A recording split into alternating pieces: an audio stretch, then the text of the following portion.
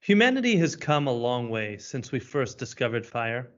The night which once forced us to retreat to our dwellings until the light returned is now conquered.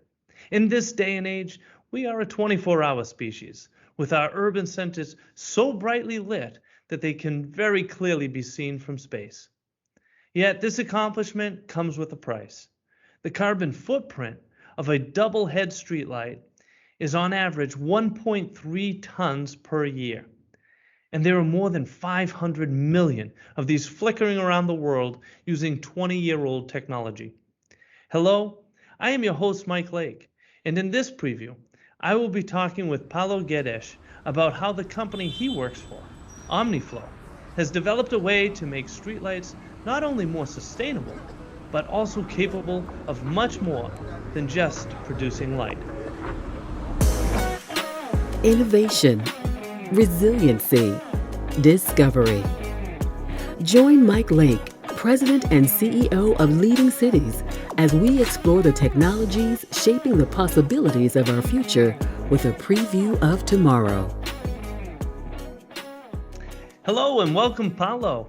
Thank you so much for joining us. And once again, I do want to welcome all of our listeners and viewers. I'm excited to introduce you today to Paulo Guedes, the head of business development of Omniflow, a company that transforms streetlights into a sustainable platform that can host multiple applications like air quality sensing, audio alerts, even drone charging stations. So Paulo, before we jump into this opportunity for cities, tell me a little bit about yourself. Thank you, Michael. So my name is Paulo Guedes, as you already said. And actually, I'm at Omniflow since 1.5 years. So I'm quite new in the company, although I know the project since the start, as I'm friends with the owner and founder, Pedro. And it's been an amazing journey. Even during COVID times, we had an amazing journey. So it's been quite a very interesting last 1.5 years. I studied engineering, and so I always love gadgets and technology, and it was very interesting to start here with Pedro. So this is a little bit of me. Well, thank you for that. And I mean, streetlights for most of us is something that is just part of our lives. We don't think much about it. It's there. It provides light. Maybe it gets a little bit more attention when the bulbs are out and there's more darkness than we want. But other than that, it's just in the background, not something we think much about. We don't think about the safety it's creating. We don't think about how it could be leveraged for more opportunities. We certainly don't think, most of us at least, I don't think, consider the amount of energy that's being used to light our streets. So tell us a little bit more about street lighting. Give us a little education. It's interesting, Michael, because it seems like a very boring thing, just street light. Let's talk about street light. But actually, we have street light has a huge impact on the energy consumption. I can tell you roughly, it depends a lot on the energy mix that the countries use. But a double head street light can have the impact of CO2 emissions of 1.3 tons per year. So imagine the impact of a whole city. And in terms of energy costs, which is another very important factor, of course, the financial factor, lighting can represent 35% of the energy bill from a city. So when we approach the solution we are deploying, we thought about drastically reduce the costs and the environmental impact. And so we developed this solution that you very well presented, which combines the vertical axis turbine with the solar panels. And with this, we can drop the energy consumption by more than 90%. In some cases, we'll reach 97%. So this has the same impact on the CO2, of course, and obviously on the energy costs for the city. But we take things a little bit further. It's not just street lighting. We see the opportunity, and as we were speaking before the interview, there are 500 million street lights all over the world that still use this kind of technology. And we see that cities are adopting If I might interject, still use 20-year-old technology. Yeah, 20-year-old, you're right. More than 20-year-old technology. So it means that there is a big opportunity to make this change. And cities are already transforming their streetlights into LED, which allow them to save some energy. That's right. Not as much, not with our solution, but they are able to save more or less 65 to 75% of the energy consumption. But we feel that it's a missed opportunity because actually in the cities, we do not only have the streetlights. We have lots of infrastructure that consume also energy. We have the cameras, antennas for telcos. And so we see that providing a single solution, that it's not just a streetlight, but it's a sustainable platform to deploy all these services based on renewable energies. It's a good, very good transition into what we call the next generation smart pole market. Okay, so this is how we address the impact of the energy, and that is not only provided consumed by the lighting. So let's talk a little bit about the Omniflow product itself. Is this something that can be added to any existing streetlight? Is it the whole pole itself? Give us a little sense of what that is. That's a very, very smart question, and it's also interesting because actually we call our device a smart pole, but it's not even a pole. It's just the top piece that you can put on the top of a pole. And so we designed the solution to be retrofitted on existing poles. Obviously, we cannot do everything. We are limited to the metallic conic poles that usually we can retrofit at least 75 to 90% of these poles. So it means that a lot of the streets on the streetlights are made with this pole. And so we can transform those streetlights by just replacing the head, where you used to have the lamps consuming energy and just providing lighting, into our sustainable smart pole. That is not a pole. And with that, with a single installation, you multiply the services. And it's interesting because it will save also in terms of cost and in terms of installation. It will save a lot of new installations because everything is built in from factory. But it is also a more sustainable way of addressing the smart pole market, because instead of doing all civil works to change the pole or adding new installations, with just one single installation, you get all the features. I'll tell you, when we work and talk with cities about the implementation of whether it's LED lights or street lights or doing anything with their street lighting, we always encourage them to think beyond just the bulb. Because one of the things we try to educate city leaders on is the fact that, sensors, as more and more have been produced, the cost of the sensors has come down dramatically. So the real major cost in doing, upgrading an existing pole really comes on the labor side.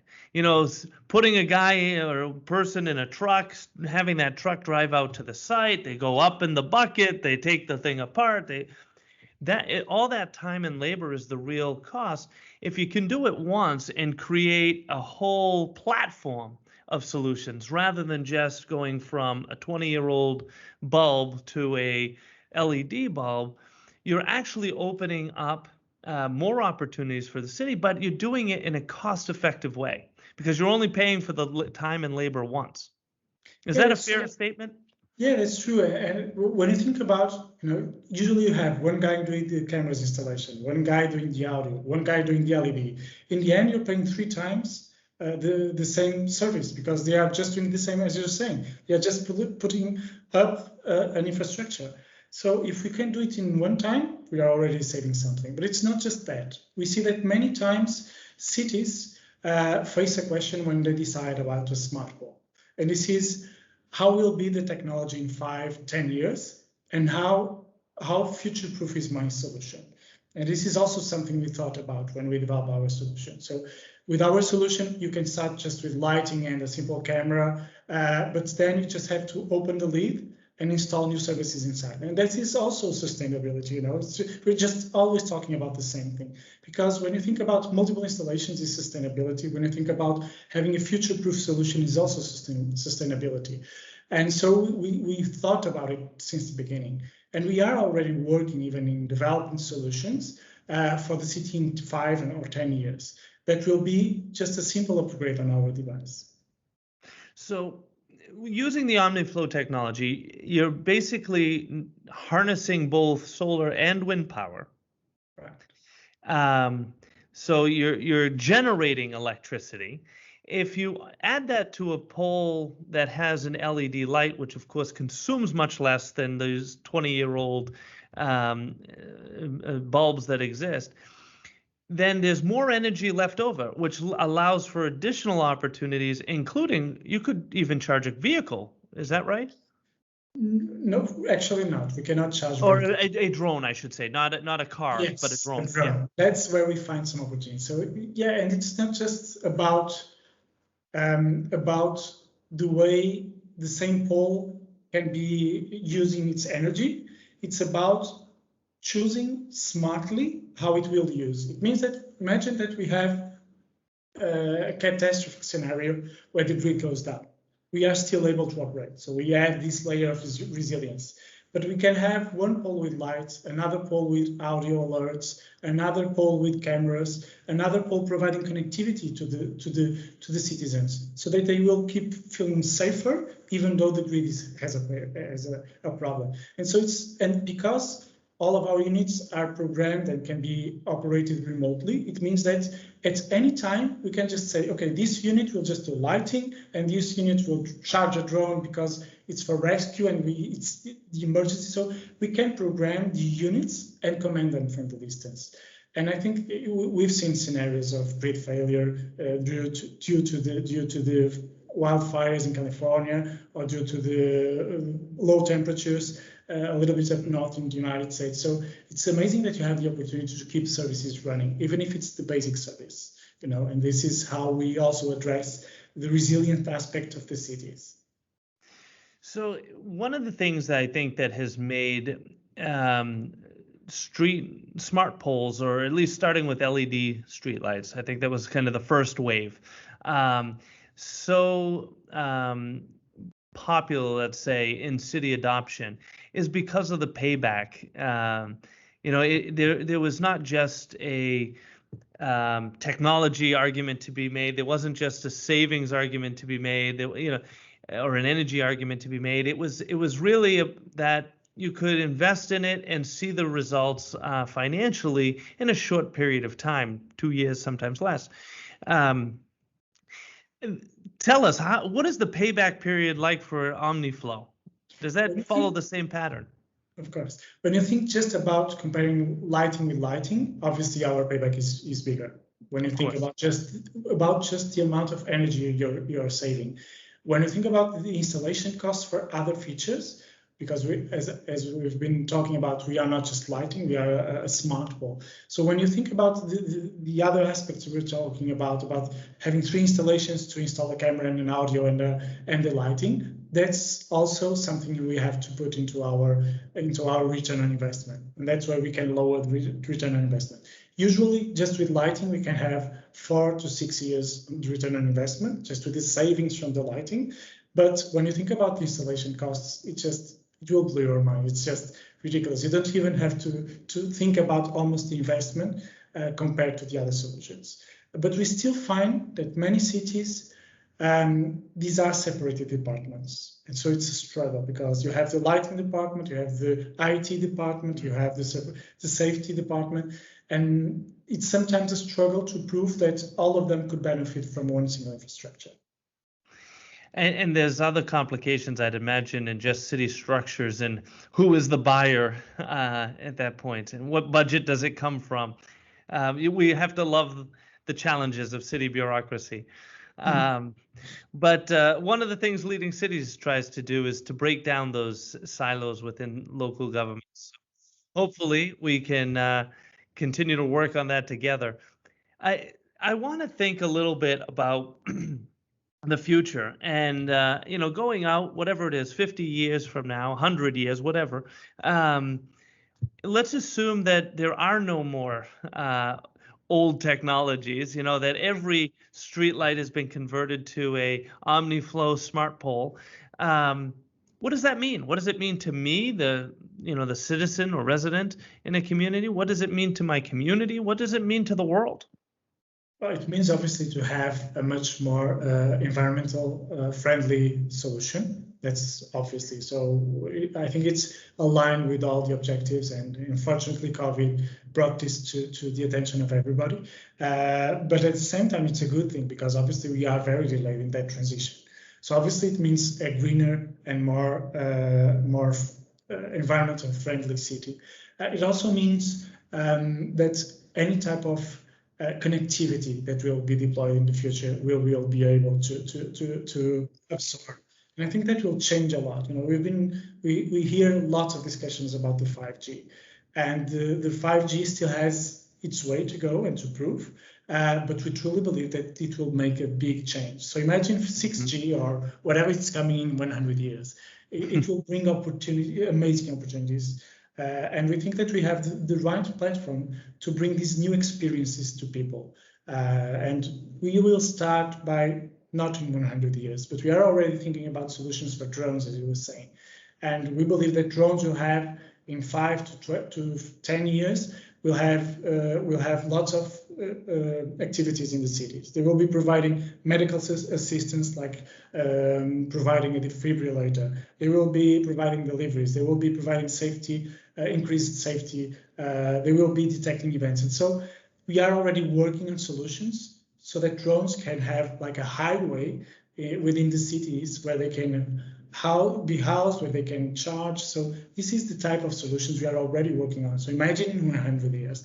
I think I cannot even imagine what it will be in 100 years. Also, when you think about mobility like autonomous vehicles, they will depend a lot on the infrastructure. So we are already also working on solutions so that the infrastructure will provide further information to the autonomous vehicles so that it can have more safe action within the cities. Well, Paulo, unfortunately, these interviews go far too fast. I have many more questions I'd like to ask, but and really just envisioning the total impact that a system like Omniflow can have. That being said, for any of our listeners or viewers, if they want to learn more or get in contact, what's the best way for them to do so? Yeah, I would just say drop by our website, see our videos on LinkedIn, and obviously assist as much as possible to the Leading Cities program, where we will hope to learn a lot about those tricky things with the government that are global. It's not just about a specific region. And I think that's as you're saying, I think we'll have an environmental impact and a technological impact, and I look forward to show this on the ground. Well, thank you, and thank you for the whole team for the work that you're all doing to really rethink how we engage technology in something as is overlooked as our streetlights. Thank you. I hope it was more exciting than just talking about streetlights. Very much so. Thank you for the opportunity, Michael. My pleasure. And thank you for tuning in to this episode of Preview of Tomorrow. Listeners like you are essential to advancing our efforts to drive resiliency and sustainability for all. I ask that you give us a rating on Apple Podcasts or whichever streaming platform you prefer. Your feedback helps us to grow and share these brief previews of what life in the future can be. In addition to thanking our guest today, I want to thank Peter Roy and Demetria Bridges for making this podcast possible. If you enjoyed this episode, please subscribe and encourage others to also join us each week in previewing the possibilities of tomorrow. Preview of Tomorrow is brought to you by Leading Cities, a global nonprofit driving resilience and sustainability for all by unleashing the potential of the world's cities.